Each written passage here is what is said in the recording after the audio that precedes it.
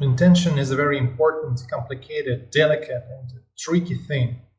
As was said earlier, intention is always connected to what we already know and able to do. It's connected to our previous experience. Thereby, it constantly engenders that feeling of Groundhog Day. Intention continually reproduces the mundanity that we are used to.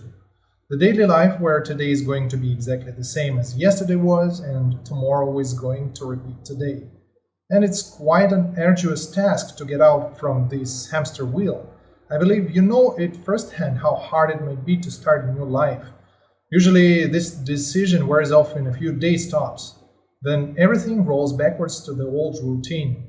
Because all around us and all we have in our head is tooled for reproducing what we are accustomed to, comfortable for us reality.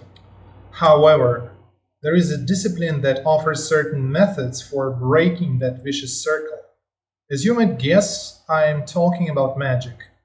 Indeed, intention is a key tool for a mage, because he acts not with his hands but just lets intentions realize his plans. Even though it works not always, not for everybody, and not to the full extent, the principle is tangible. It's all based on the fact that for our psyche there is no difference between real and imaginary. Worth mentioning also that this phenomenon takes place not only in magic, but also in sociology, for example. The famous Thomas theorem says that if people define certain situations as real, they become real in their consequences. In magic, this principle is oriented more on a person and used more profoundly.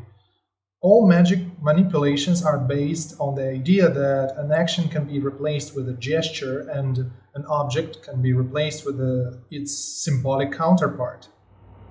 Performing an action over ritualistic items, a mage is being absolutely convicted that his actions are real and he is operating objects in reality.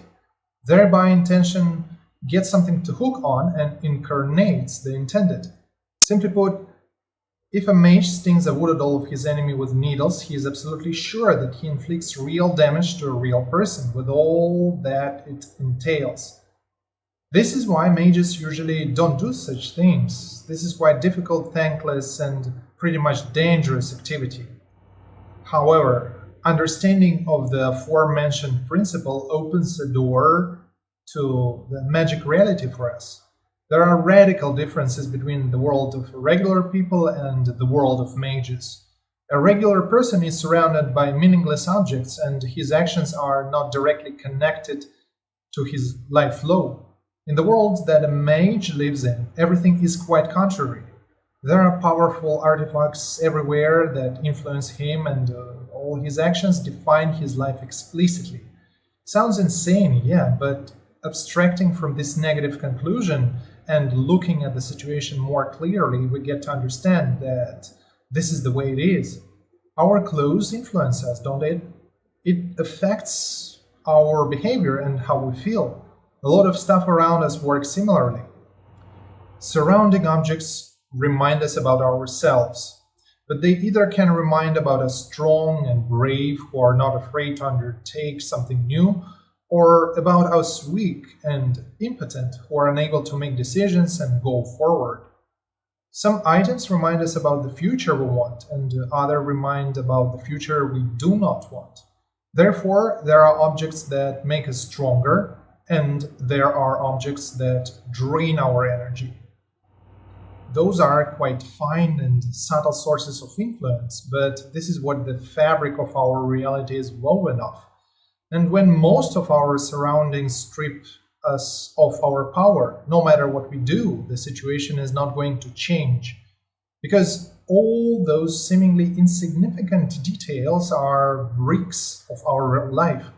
Having understood and accepted this principle, we get to see ways to kind of navigate around the laws of this world, which allows us to make some changes for ourselves, getting rid of negative objects and amassing stuff that reminds about our assets and about our desirable destination points. As the time passes, quantity turns into quality.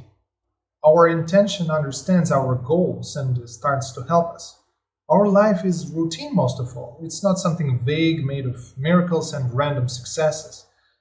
Having understood the principle of a magic reality, we become able to build our everyday life. Little by little, step by step, we get to change it in a wished for direction, brick by brick, collecting the way of life that we truly want. Because the real magic is not wizardry, this is life itself. This is about a way to steer our life using understanding of this world's driving forces and laws.